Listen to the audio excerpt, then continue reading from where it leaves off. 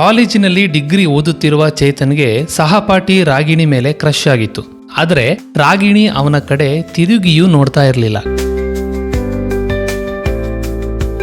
ಹೇ ರಾಗಿಣಿ, ನೋಡೆ ನನ್ನ ಲವ್ವರ್ ಚೇತನ್ ಬಂದ. ಹೇ ತೇಜು, ಸುಮ್ನಿರೆ, ಅವನೇನ್ ನನ್ನ ಲವ್ವರ್ ಅಲ್ಲ. ಇದುವರೆಗೆ ನಾನು ಅವನ ಹತ್ರ ಒಂದೇ ಒಂದು ಸಲನೂ ಮಾತಾಡಿಲ್ಲ. ಅದು ಕರೆಕ್ಟ್ ಕಾಣೆ, ಆದರೆ ಚೇತನ್ ಯಾವಾಗ್ಲೂ ನಿನ್ನ ಕಡೆನೆ ನೋಡ್ತಾ ಇರ್ತಾನೆ, ಕ್ಲಾಸ್ನಲ್ಲಿ ಪಾಠನೇ ಕೇಳಲ್ಲ. ಓಹೋ ಹೌದಾ, ಹಾಗಾದ್ರೆ ನೀನು ಕೂಡ ಕ್ಲಾಸಲ್ಲಿ ಪಾಠ ಕೇಳಲ್ಲ ಅನ್ಸುತ್ತೆ, ಅವನನ್ನೇ ನೋಡ್ತಾ ಇರ್ತೀಯ. ಅಂದಮೇಲೆ ನೀನೇ ಅವನನ್ನ ಲವ್ ಮಾಡಿಬಿಡು. ಏ ಹೋಗೆ, ಅವನ್ ನನ್ನಂತವರನ್ನೆಲ್ಲ ಲವ್ ಮಾಡಲ್ಲ. ನಾನೂ ಅಷ್ಟೇ, ಚೇತನ್ ಅಂತವರನ್ನೆಲ್ಲ ಲವ್ ಮಾಡಲ್ಲ. ನಂಗೆ ಒಳ್ಳೆ ಶ್ರೀಮಂತ ಹುಡುಗ ಬೇಕು. ಆ ಹುಡುಗನ ಹತ್ರ ಕಾರ್ ಇರ್ಬೇಕು, ಬೈಕ್ ಇರ್ಬೇಕು, ಒಳ್ಳೆ ಬಂಗಲೆ ಇರ್ಬೇಕು. ಪರವಾಗಿಲ್ಲ ಕಣೆ, ನೀನು ಒಳ್ಳೆ ಗಿರಾಕಿನೇ ಹುಡುಕ್ಬೇಕು ಅಂತ ಡಿಸೈಡ್ ಮಾಡಿದೀಯಾ? ಹೌದು ಕಣೆ, ನಮ್ಮನೇಲಿ ತುಂಬಾ ಬಡತನ. ನಂಗೆ ಈ ಬಡತನ ಸಾಕಾಗಿ ಹೋಗಿದೆ. ಮತ್ತೆ ಯಾರಾದ್ರೂ ಬಡವನನ್ನೇ ಮದುವೆ ಆಗಿ ಆ ಬಡತನ ಅನುಭವಿಸೋಕೆ ನಂಗೆ ಇಷ್ಟನೇ ಇಲ್ಲ. ಚೇತನ್ನ ಆತ್ಮೀಯ ಗೆಳೆಯ ಸಂದೇಶನಿಗೆ ಚೇತನ್ನ ಸಮಸ್ಯೆ ಅರ್ಥ ಆಗ್ತಾ ಇತ್ತು. ಲವ್ ಚೇತನ್, ಏನು ನಿನ್ನ ಗೋಳು? ಯಾವಾಗ ನೋಡಿದ್ರೂ ಆ ರಾಗಿಣಿ ಹಿಂದೆ ಹೋಗ್ತಾ ಇರ್ತೀಯಲ್ಲ.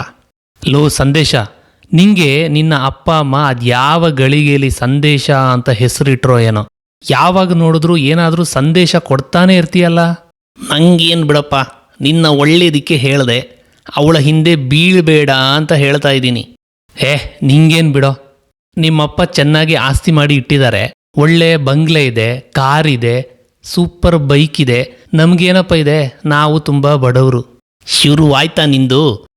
ನಿನ್ನ ಸ್ನೇಹದ ಮುಂದೆ ಯಾವ ಬಡತನನೂ ಇಲ್ಲ, ಶ್ರೀಮಂತಿಕೆನೂ ಇಲ್ಲ. ನಿಂಗೇನು ಬೇಕು ಕೇಳೋ, ನಾನು ಕೊಡ್ತೀನಿ. ಸಾರಿ ಕಣೋ, ಏನೇನೋ ಹೇಳ್ಬಿಟ್ಟೆ. ಆದರೆ ನನಗೆ ನೀನು ಒಂದು ಸಹಾಯ ಮಾಡ್ತೀಯಾ? ಸಹಾಯ ಮಾಡೋಕ್ಕೂ ಕೇಳಬೇಕೇನೋ, ಹೇಳು ಏನು ಅಂತ. ನಾನು ಮೊನ್ನೆ ತೇಜು ಹತ್ರ ಮಾತಾಡ್ತಾ ಇದ್ದೆ. ಅವಳು ಹೇಳ್ತಾ ಇದ್ಲು, ರಾಗಿಣಿ ಶ್ರೀಮಂತ ಹುಡುಗನನ್ನ ನೋಡ್ತಾ ಇದ್ದಾಳೆ ಅಂತ. ನೀನು ನಿನ್ನ ಬೈಕ್ ಮತ್ತೆ ಕಾರೆಲ್ಲ ಕೊಟ್ರೆ ನಾನು ಅವಳ ಮುಂದೆ ಶ್ರೀಮಂತ ಅಂತ ತೋರಿಸ್ಕೊಳ್ತೀನಿ. ಆಗ ಅವಳೇ ಬಂದು ನನ್ನ ಲವ್ ಮಾಡ್ತಾಳೆ. ಲೋ, ಇದೆಲ್ಲ ಬೇಕಾ? ಈ ರೀತಿ ಸುಳ್ಳು ಹೇಳಿದ್ರೆ ಮುಂದೊಂದು ದಿನ ಸಮಸ್ಯೆಯಾಗುತ್ತೆ. ಈಗ ಸಹಾಯ ಮಾಡ್ತೀಯಾ ಅಥವಾ ಇದೇ ಥರ ಉಪದೇಶ ಮಾಡ್ತೀಯಾ? ಮರುದಿನದಿಂದ ಚೇತನ್ ಕಾಲೇಜಿಗೆ ಬೈಕ್ ತಗೊಂಡು ಬಂದ. ಅದರಿಂದ ಆಕರ್ಷಿತಳಾದ ರಾಗಿಣಿ ತಾನಾಗಿಯೇ ಬಂದು ಚೇತನ್ನನ್ನ ಮಾತನಾಡಿಸಿದ್ಲು. ಹಾಯ್ ಚೇತನ್. ಹಲೋ ರಾಗಿಣಿ. ನಿನ್ನ ಬೈಕ್ ತುಂಬಾ ಚೆನ್ನಾಗಿದೆ. ನಿನ್ನ ಹತ್ರ ಬೈಕ್ ಇದೆ ಅಂತ ನಂಗೆ ಗೊತ್ತೇ ಇರಲಿಲ್ಲ. ಹಾ, ಬೈಕ್ ಇದೆ, ಕಾರ್ ಕೂಡ ಇದೆ. ಬಟ್ ಶೋ ಆಫ್ ಮಾಡೋದು ನನಗೆ ಇಷ್ಟ ಆಗಲ್ಲ. ಅದಕ್ಕೆ ಇದುವರೆಗೆ ಕಾಲೇಜ್ಗೆ ಬೈಕ್ ತಂದಿರಲಿಲ್ಲ. ಇವಾಗ ಸುಮ್ಮನೆ ತಗೊಂಡು ಬಂದೆ ಅಷ್ಟೆ. ಓಕೆ, ಸೊ ಯಾವಾಗಾದ್ರೂ ಟೈಮ್ ಇದ್ರೆ ಒಂದ್ಸಲ ಬೈಕ್ಲಿ ರೈಡ್ ಮಾಡಿಸ್ತೀಯಾ? ಶೋರ್ ರಾಗಿಣಿ, ಖಂಡಿತ. ಇವತ್ತೇ ಸಂಜೆ ನಿನ್ನ ಮನೆಗೆ ಡ್ರಾಪ್ ಮಾಡ್ತೀನಿ.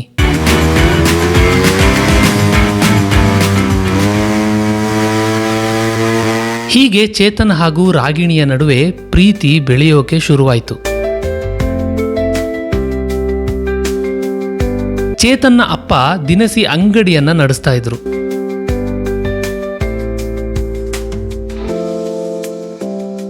ಸರಸ್ವತಿ, ನೀನು ಸತ್ತು ಇವತ್ತಿಗೆ 4 ವರ್ಷವಾಯಿತು. ಚೇತನ್ ಈಗ ಕಾಲೇಜಿಗೆ ಹೋಗ್ತಾ ಇದ್ದಾನೆ. ಅವನು ಚೆನ್ನಾಗಿ ವಿದ್ಯಾಭ್ಯಾಸ ಮಾಡಿ ಒಳ್ಳೆಯ ಉದ್ಯೋಗ ತಗೊಂಡ್ರೆ ಸಾಕು. ಆಮೇಲೆ ನನ್ನ ಜವಾಬ್ದಾರಿ ಕಡಿಮೆಯಾಗುತ್ತೆ. ಅಪ್ಪ, ನನಗೆ 500 ರೂಪಾಯಿ ಬೇಕಿತ್ತು. 500? ಏಯ್, ಯಾಕೋ 500 ರೂಪಾಯಿ? ಪ್ರತಿದಿನ 500, 1000 ಅಂತ ತಗೊಳ್ತಾ ಇದೀಯಾ? ನಿಂಗೆ ಅಷ್ಟು ಖರ್ಚಿದೆಯಾ? ಅಯ್ಯೋ ಹಾಗಲ್ಲಪ್ಪ, ಹೆಚ್ಚು ಬುಕ್ಸ್ ತಗೋಬೇಕು, ಪ್ರಾಜೆಕ್ಟ್ ವರ್ಕ್ ಇದೆ. ನಿಂಗೆ ಅದೆಲ್ಲ ಗೊತ್ತಾಗಲ್ಲ, ಸುಮ್ಮನೆ ಕೊಡು.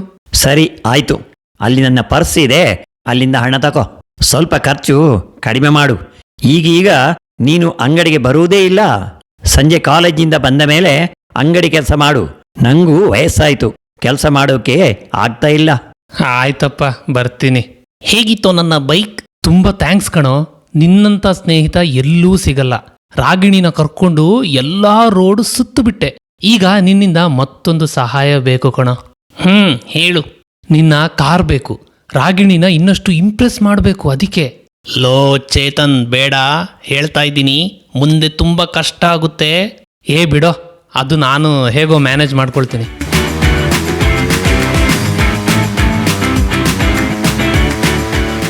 ನೈಸ್ ಚೇತನ್, ಈ ಕಾರು ತುಂಬಾ ಚೆನ್ನಾಗಿದೆ. ಇದು ನಮ್ಮಪ್ಪ ನನ್ನ ಬರ್ತ್ಡೇಗೆ ಅಂತ ಗಿಫ್ಟ್ ಕೊಟ್ಟಿದ್ದು. ನಮ್ಮಪ್ಪ ಮಾಡೋ ಬಿಸ್ನೆಸ್ ಅಲ್ಲಿ ತುಂಬಾ ಲಾಭ ಇದೆ. ಕಾಲೇಜ್ ಮುಗಿಸಿದ್ಮೇಲೆ ನಾನು ಅಪ್ಪನ ಬಿಸ್ನೆಸ್ ಅಲ್ಲೇ ಕೆಲಸ ಮಾಡ್ತೀನಿ. ಸರಿ ಬಾ, ಈಗ ಹೋಟೆಲ್ಗೆ ಹೋಗಿ ಸ್ವಲ್ಪ ಹೊಟ್ಟೆ ತುಂಬಿಸ್ಕೊಳ್ಳೋಣ. ಹೇಗಪ್ಪ ನಡೀತಾ ಇದೆ ನಿಮ್ಮ ಲವ್? ಇನ್ನೂ ಲವ್ ಆಗಿಲ್ಲ. ಸದ್ಯಕ್ಕೆ ನಾನು ರಾಗಿಣಿ ಸ್ನೇಹಿತರು ಅಷ್ಟೆ. ಸರಿ. ನಿನ್ನ ಮುಂದಿನ ಹೆಜ್ಜೆ ಏನು?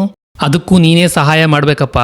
ನಾನು ಇರೋದು ಒಂದು ದೊಡ್ಡ ಬಂಗಲೆಯಲ್ಲಿ ಅಂತ ರಾಗಿಣಿಗೆ ಹೇಳ್ಬಿಟ್ಟಿದ್ದೀನಿ. ಮುಂದಿನ ವಾರ ಹೇಗೂ ನಿನ್ನ ಅಪ್ಪ ಅಮ್ಮ ಬಿಸ್ನೆಸ್ ಟ್ರಿಪ್ ಮಾಡೋಕೆ ಅಂತ ಬೇರೆ ರಾಜ್ಯಕ್ಕೆ ಹೊರಗೆ ಹೋಗ್ತಾ ಇದ್ದಾರಲ್ಲ, ಆ ಟೈಮಲ್ಲಿ ನೀನು ನಿಮ್ಮ ಬಂಗಲೆಯ ಕೀನ ಕೊಟ್ಟುಬಿಟ್ರೆ ರಾಗಿಣಿನ ಅಲ್ಲಿಗೆ ಕರ್ಕೊಂಡು ಬರ್ತೀನಿ.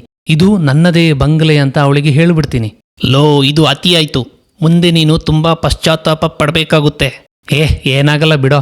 Everything is fair in love and war. ಅಂದ್ರೆ ಪ್ರೀತಿಗೋಸ್ಕರ ಏನ್ ಬೇಕಾದ್ರೂ ಮಾಡಬೇಕು. ಇದೊಂದ್ಸಲ ಸಹಾಯ ಮಾಡೋ. ಸರಿ, ಮನೆ ಕೀ ಕೊಡ್ತೀನಿ. ನಾನು ಸ್ವಲ್ಪ ಟೈಮ್ ಹೊರಗಡೆ ಇರ್ತೀನಿ. ತುಂಬಾ ತುಂಬಾ ಥ್ಯಾಂಕ್ಸ್ ಸಂದೇಶ. ಸ್ನೇಹ ಅಂದ್ರೆ ಏನು ಅಂತ ನಿನ್ನ ನೋಡಿ ಕಲಿಬೇಕು. ಆ ದಿನ ಚೇತನ್ ರಾಗಿಣಿಯನ್ನ ಬಂಗಲೆಗೆ ಕರ್ಕೊಂಡು ಬಂದ. ನಿಮ್ಮ ಮನೆ ತುಂಬಾ ಚೆನ್ನಾಗಿದೆ ಕಾಣೋ, ಆದ್ರೆ ನಿಮ್ಮ ಅಪ್ಪ ಅಮ್ಮ ಇದ್ರೆ ಚೆನ್ನಾಗಿರ್ತಿತ್ತು. ಏನ್ ಮಾಡೋದು, ಅವರು ಬಿಸ್ನೆಸ್ ಟ್ರಿಪ್ ಅಂತ ಓಡಾಡ್ತಾನೆ ಇರ್ತಾರೆ. ಇಷ್ಟು ದೊಡ್ಡ ಮನೆಯಲ್ಲಿ ನಾನು ಒಂಟಿಯಾಗ್ಬಿಟ್ಟಿದ್ದೀನಿ. ಒಂಟಿ ಅಂತ ಯಾಕೆ ಹೇಳ್ತೀಯಾ? ಇವಾಗ ನಾನಿಲ್ವಾ? ಮರುದಿನ ಚೇತನ್ ಹಾಗೂ ರಾಗಿಣಿ ಹೋಟೆಲ್ನಲ್ಲಿ ಕಾಫಿ ಕುಡಿಯಲು ಭೇಟಿಯಾದ್ರು. ಚೇತನ್, ನಿನ್ ಹತ್ರ ಒಂದು ವಿಷಯ ಹೇಳ್ಬೇಕು. ಹೇಳು ರಾಗಿಣಿ. ನಾವು ಈಗ ತುಂಬಾ ಕ್ಲೋಸ್ ಆಗಿದ್ದೀವಿ, ಆತ್ಮೀಯ ಸ್ನೇಹಿತರಾಗಿದ್ದೀವಿ. ಇನ್ನೂ ಒಂದು ಸ್ಟೆಪ್ ಮುಂದೆ ಹೋಗೋಣ ಅಂತ. ಹಾ ಅಂದ್ರೆ ಅರ್ಥ ಆಗ್ಲಿಲ್ಲ. ಅಯ್ಯೋ ದಡ್ಡ, ಅಂದ್ರೆ ನಾನು ನಿನ್ನ ಲವ್ ಮಾಡ್ತಾ ಇದ್ದೀನಿ ಅಂತ. I can't believe. ನೀನು ನಿಜವಾಗ್ಲೂ ನನ್ನ ಲವ್ ಮಾಡ್ತಾ ಇದೀಯಾ? ನಂಬೋಕೆ ಆಗ್ತಾ ಇಲ್ಲ.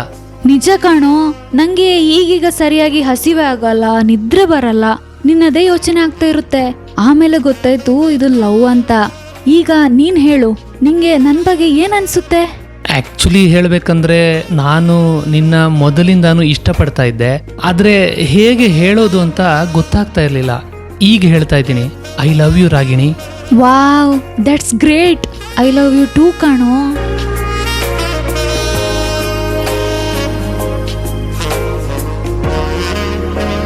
ಸಂದೇಶ, ನಿನ್ನ ಸಹಾಯ ನಾನು ಯಾವತ್ತೂ ಮರೆಯಲ್ಲ ಕಣೋ. ಇರ್ಲಿ ಬಿಡು, ಈಗೇನೋ ಲವ್ ಆಗಿದೆ, ಮುಂದೆ ಏನ್ ಮಾಡ್ತೀಯಾ? ಮಾಡೋದೇನು, ಒಳ್ಳೆ ಜಾಬ್ಗೆ ಸೇರೋದು, ಆಮೇಲೆ ಹಣ ಸಂಪಾದನೆ ಮಾಡೋದು. ಅದು ಸರಿ, ಬೈಕ್, ಕಾರ್, ಬಂಗಲೆ ಎಲ್ಲಿದೆ ಅಂತ ಕೇಳಿದ್ರೆ ಏನ್ ಮಾಡ್ತೀಯಾ? ಹಣ ಸಂಪಾದನೆ ಮಾಡಿ ಬೇಗ ಬೈಕ್, ಕಾರ್ ಎಲ್ಲ ತಗೊಳ್ತೀನಿ. ಇಲ್ಲಾಂದ್ರೆ ನಮ್ಮಮ್ಮನ ಒಡವೆಗಳಿದೆ, ಅದನ್ನ ಮಾರಾಟ ಮಾಡಿ ಕಾರ್, ಬೈಕ್ ಎಲ್ಲ ತಗೊಳ್ತೀನಿ. ಅದೆಲ್ಲ ಬಿಡೋ. ರಾಗಿಣಿ ಈಗ ನನ್ನ ನಿಜವಾಗ್ಲೂ ಪ್ರೀತಿ ಮಾಡ್ತಾ ಇದ್ದಾಳೆ. ಒಂದು ದಿನ ನಾನೇ ಎಲ್ಲ ನಿಜ ಹೇಳ್ಬಿಡ್ತೀನಿ. ಅವಳು ನನ್ನನ್ನ ಕ್ಷಮಿಸ್ತಾಳೆ. ಏನಪ್ಪ, ಏನಾದ್ರೂ ಎಡವಟ್ಟು ಮಾಡ್ಕೋಬೇಡ ಅಷ್ಟೆ. ಆ ದಿನ ಚೇತನ್ನ ಅಪ್ಪನಿಗೆ ಹಾರ್ಟ್ ಅಟ್ಯಾಕ್ ಆಗಿರುವ ಸುದ್ದಿ ಬಂತು. ಅಯ್ಯೋ ಅಪ್ಪ, ಏನಾಗಿ ಬಿಡ್ತು ನಿಮಗೆ? ಏನಿಲ್ಲ ಬಿಡು, ಸಣ್ಣ ಹಾರ್ಟ್ ಅಟ್ಯಾಕ್ ಅಷ್ಟೇ. ಪಕ್ಕದ ಮನೆಯವರು ಆಸ್ಪತ್ರೆ ಸೇರಿಸಿದ್ರು. ನನ್ನ ಕ್ಷಮಿಸಿ ಬಿಡಿ ಅಪ್ಪ. ನಿಮಗೆ ಹೀಗೆಲ್ಲ ಆಗುವಾಗ ನಾನು ನಿಮ್ಮ ಹತ್ರ ಇರಲಿಲ್ಲ. ಇರ್ಲಿ ಬಿಡಪ್ಪ, ಕೆಲಸ ಜಾಸ್ತಿ ಆಗಿ ಹೀಗೆ ಆಗಿದೆ. ಇನ್ನು ಸ್ವಲ್ಪ ಅಂಗಡಿ ಕಡೆ ಗಮನ ಕೊಡು. ಈ ಅಂಗಡಿನ ಇನ್ನಷ್ಟು ಚೆನ್ನಾಗಿ ಮಾಡಿದರೆ ಒಳ್ಳೆ ವ್ಯಾಪಾರ ಆಗುತ್ತೆ, ನಿಂಗೂ ಬದುಕಿಗೆ ದಾರಿ ಆಗುತ್ತೆ. ಸರಿಯಪ್ಪ, ನಾನು ಇನ್ನು ಅಂಗಡಿನ ನೋಡ್ಕೊಳ್ತೀನಿ. ಸರಿ ಕಣಪ್ಪ, ಎದೆ ಜೋರು ನೋವಾಗ್ತಾ ಇದೆ. ಬಹುಶಃ ನಾನು ಹೋಗೋ ಸಮಯ ಬಂದಿದೆ ಅಂತ ಕಾಣುತ್ತೆ ಮಗ. ಅಪ್ಪ, ಏನು ಹೇಳ್ತಾ ಇದ್ದೀರಾ? ಹೌದಪ್ಪ, ನನ್ನ ಸಾಯೋ ಸಮಯ ಬಂದಿದೆ. ನನ್ನ ಆಶೀರ್ವಾದ ನಿನ್ನ ಮೇಲೆ ಯಾವಾಗಲೂ ಇರುತ್ತೆ ಮಗ. ಅಪ್ಪ, ಹಾಗೆಲ್ಲ ಹೇಳಬೇಡಿ. ನನ್ನ ಬಿಟ್ಟು ಹೋಗಬೇಡಿ. ನನ್ನ ಅನಾಥ ಮಾಡಬೇಡಿ. ನನ್ನ ಅನಾಥ ಮಾಡಬೇಡಿ. ಅಪ್ಪ ಅಪ್ಪ ಅಪ್ಪ. ಆ ದಿನ ಚೇತನ್ಗೆ ಅಪ್ಪನನ್ನ ಉಳಿಸಿಕೊಳ್ಳೋಕೆ ಆಗ್ಲೇ ಇಲ್ಲ. ಮರುದಿನದಿಂದ ಅಪ್ಪನ ಆಸೆಯಂತೆ ಚೇತನ್ ಅಂಗಡಿಯನ್ನ ನಡೆಸೋಕೆ ಆರಂಭಿಸಿದ. ಕಾಲೇಜ್ ಕೂಡ ಮುಗಿದಿದ್ದರಿಂದ ಅವನಿಗೆ ಬೇರೆ ದಾರಿಯೂ ಇರಲಿಲ್ಲ. ಒಂದು ದಿನ ಅಂಗಡಿಯಲ್ಲಿ ಚೇತನ್ ಕೆಲಸ ಮಾಡ್ತಾ ಇದ್ದಾಗ ರಾಗಿಣಿ ಬಂದಳು. ಹೇ ರಾಗಿಣಿ, ನೀನಿಲ್ಲಿ? ಯಾಕೆ, ಶಾಕ್ ಆಯ್ತಾ? ಇಲ್ಲ, ಹಾಗೇನಿಲ್ಲ. ನಾನು ನಿಂಗೆ ತುಂಬಾ ಕಾಲ್ ಮಾಡಿದೆ, ಮೆಸೇಜ್ ಮಾಡಿದೆ, ಯಾವುದಕ್ಕೂ ನೀನು ರಿಪ್ಲೈಯೇ ಮಾಡಿಲ್ಲ. ನೀನಾಗೆ ಒಂದಿನ ನನ್ನ ಹತ್ರ ಬರ್ತೀಯ ಅಂತ ಅಂದ್ಕೊಂಡಿದ್ದೆ. ನಿನ್ನ ಹತ್ರ ತುಂಬಾ ಮಾತಾಡೋಕಿದೆ. ಇನ್ನು ಮಾತಾಡೋಕೆ ಏನಿಲ್ಲ ಚೇತನ್, ಎಲ್ಲ ಮುಗ್ದು ಹೋಗಿದೆ. ನಿನ್ನ ಹತ್ರ ಬೈಕ್, ಕಾರು, ಬಂಗ್ಲೆ ಇರೋದೆಲ್ಲ ಸುಳ್ಳು ಅಂತ ನಂಗೆ ಗೊತ್ತಾಗಿದೆ. ಹಾಗಲ್ಲ ರಾಗಿಣಿ, ನಾನು ನಿಂಗೆ ಎಲ್ಲ ಸತ್ಯ ಹೇಳಬೇಕು ಅಂತ ಅಂದ್ಕೊಂಡೆ. ಆದರೆ ನಾನು ನಿನ್ನ ಪ್ರೀತಿಯಲ್ಲಿ ಕುರುಡಾಗಿದ್ದೆ. ಈಗ ನಾನು ತುಂಬಾ ನೋವಲ್ಲಿದ್ದೀನಿ. ಇರ್ಲಿ ಬಿಡು ಚೇತನ್, ನಂಗೆ ಎಲ್ಲ ವಿಷಯ ಗೊತ್ತಾಗಿದೆ. ಅಂದ್ಹಾಗೆ ನಾನಿಲ್ಲಿಗೆ ಬಂದ ವಿಷಯ ಏನು ಅಂದ್ರೆ, ನಾನು ನಿಂಗೆ ನನ್ನ ಮದುವೆ ಇನ್ವಿಟೇಷನ್ ಕಾರ್ಡ್ ಕೊಡ್ಬೇಕಿತ್ತು. ಏನು? ನೀನು ಮದ್ವೆ ಆಗ್ತಾ ಇದೀಯಾ? ತಮಾಷೆ ಮಾಡಬೇಡ. ನಾನು ನೀನು ಲವ್ ಮಾಡ್ತಾ ಇದ್ದೀವಿ. ನೀನು ನಂಗೆ ಮೋಸ ಮಾಡೋಕೆ ಸಾಧ್ಯನೇ ಇಲ್ಲ. ಯಾಕೆ ಮೋಸ ಮಾಡೋಕ್ಕಾಗಲ್ಲ? ನೀನು ನಂಗೆ ಮೋಸ ಮಾಡಿಲ್ವಾ? ಮೊದಲು ಇನ್ವಿಟೇಷನ್ ಕಾರ್ಡ್ ತಗೋ. ಏನಿದು ರಾಗಿಣಿ, ಇದರಲ್ಲಿ ಹೆಸರು ಸಂದೇಶ ಅಂತ ಇದೆಯಲ್ಲ? ಹೌದು, ನಾನೇ ಕಣೋ ಸಂದೇಶ. ನಿನ್ನ ಆತ್ಮೀಯ ಸ್ನೇಹಿತನ ಇಷ್ಟು ಬೇಗ ಮರೆತು ಬಿಟ್ಯಾ? ಸಂದೇಶ, ನೀನು ರಾಗಿಣಿನ ಮದುವೆ ಆಗ್ತಾ ಇದೀಯಾ? ಹೌದು, ನಾನು ಸಂದೇಶನ ಮದುವೆ ಆಗ್ತಾ ಇದ್ದೀನಿ. ಯಾಕಂದ್ರೆ ಆ ಬೈಕ್, ಕಾರು, ಬಂಗ್ಲೆ ಎಲ್ಲವೂ ಸಂದೇಶ ಅಂದೆ. ಅಂದ್ಮೇಲೆ ನಾನು ಸಂದೇಶನ ಮದುವೆ ಆಗೋದೇ ಸರಿ.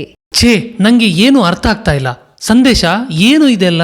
ನೋಡು ಚೇತನ್, ನಾನು ಮೊದಲಿಂದನೂ ರಾಗಿಣಿನ ಲವ್ ಮಾಡ್ತಾ ಇದ್ದೆ. ಆದರೆ ಅವಳ ಹತ್ರ ಮಾತಾಡೋಕೆ ಆಗ್ತಾ ಇರ್ಲಿಲ್ಲ.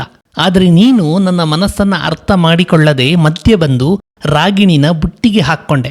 ಅವಳಿಗೆ ಅಷ್ಟೆಲ್ಲ ಮೋಸ ಮಾಡಿದೆ. ನಂಗೆ ಇದೆಲ್ಲ ಸಹಿಸಿಕೊಳ್ಳೋಕೆ ಆಗ್ಲೇ ಇಲ್ಲ. ಅದಕ್ಕೆ ರಾಗಿಣಿಗೆ ಎಲ್ಲ ಸತ್ಯವನ್ನ ಹೇಳಿಬಿಟ್ಟೆ. ಚೇತನ್, ನಿನ್ನ ಪ್ರೀತಿಯಲ್ಲಿ ನೈಜತೆ ಇಲ್ಲ, ಎಲ್ಲ ಸುಳ್ಳು. ಆದರೆ ಸಂದೇಶ ನನ್ನನ್ನ ಮೊದ್ಲಿಂದನೂ ಲವ್ ಮಾಡ್ತಾ ಇದ್ದ. ಒಬ್ಬ ಹುಡುಗಿನ ಚೆನ್ನಾಗಿ ನೋಡ್ಕೊಳ್ಳಕ್ಕೆ ಏನ್ ಬೇಕೋ ಅದು ಎಲ್ಲ ಅವನ ಹತ್ರ ಇದೆ. ಅದಕ್ಕೆ ನಾನು ಅವನನ್ನೇ ಮದ್ವೆ ಆಗೋದು. ಸರಿ, ಗುಡ್ ಬೈ. ದಯವಿಟ್ಟು ನಮ್ಮ ಮದ್ವೆಗೆ ಬರ್ಬೇಡ. ಹೇ, ನಿಂತ್ಕೊಳ್ಳಿ. ಅಯ್ಯೋ, ಏನಿದು? ನಂಗೆ ಎಲ್ರೂ ಮೋಸ ಮಾಡ್ಬಿಟ್ರಲ್ಲ. ಅಪ್ಪ, ಈ ಸಮಯದಲ್ಲಿ ನೀವು ಇರಬೇಕಿತ್ತು. ನಾನು ನಿಜಕ್ಕೂ ಅನಾಥನಾಗಿ ಬಿಟ್ಟೆ. ಚೇತನ್, ಹಾ ಅಪ್ಪ, ನೀವೆಲ್ಲಿದ್ದೀರಾ? ಚೇತನ್, ನಾನು ನಿನ್ನ ಮನಸ್ಸಿನಲ್ಲಿ ಇರುವ ಅಪ್ಪ. ಏನೂ ಹೆದರಬೇಡ ಮಗನೇ. ನೀನು ಅಂಗಡಿಯ ಕಡೆ ಗಮನ ಕೊಡು, ಚೆನ್ನಾಗಿ ವ್ಯಾಪಾರ ಮಾಡು. ನಂತರ ಶ್ರೀಮಂತಿಗೆ ತಾನಾಗಿಯೇ ನಿನ್ನ ಬಳಿ ಬರುತ್ತೆ. ನಾನು ಯಾವಾಗಲೂ ನಿನ್ನ ಜೊತೆಗೇ ಇರುತ್ತೀನಿ. ಸರಿ ಅಪ್ಪ, ನೀವು ಹೇಳಿದ ಹಾಗೇನೆ ಮಾಡ್ತೀನಿ. ನಿಮ್ಮ ಆಸೆಯಂತೆ ನಾನು ಈ ಅಂಗಡಿನ ಚೆನ್ನಾಗಿ ಅಭಿವೃದ್ಧಿ ಮಾಡ್ತೀನಿ. ಚೆನ್ನಾಗಿ ವ್ಯಾಪಾರ ಮಾಡಿ ಅಂಗಡಿನ ಬೆಳೆಸ್ತೀನಿ. ಹೀಗೆ ಕೊನೆಗೆ ಚೇತನ್ ತನ್ನನ್ನು ತಾನು ಬದಲಿಸಿಕೊಂಡ. ಆದರೆ ಆ ಪ್ರೇಮ ವೈಫಲ್ಯ ಶಾಶ್ವತವಾದ ನೋವನ್ನ ಅಚ್ಚೊತ್ತಿ ಬಿಟ್ಟಿತು.